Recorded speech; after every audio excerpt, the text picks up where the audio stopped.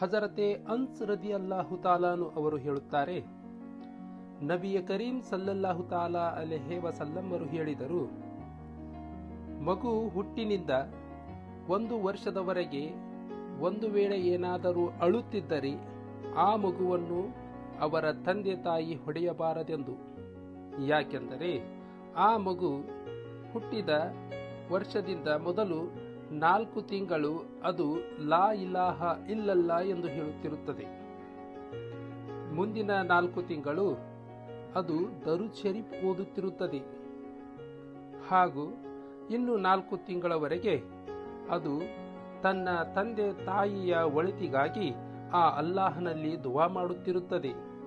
ಒಟ್ಟಾರೆ 1 ವರ್ಷದವರೆಗೆ ಮೊದಲನೆಯ 4 ತಿಂಗಳು ಲಾ ಇಲಾಹ ಇಲ್ಲಲ್ಲಾ ಮತ್ತು 4 ತಿಂಗಳು ದರೂದ್ ಶರೀಫ್ ಹಾಗೂ ಇನ್ನು ಉಳಿದ 4 ತಿಂಗಳು ತನ್ನ ತಂದೆ ತಾಯಿಯ ಒಳಿತಿಗಾಗಿ ಆ ಮಗು ದುವಾ ಮಾಡುತ್ತಿರುತ್ತದೆ.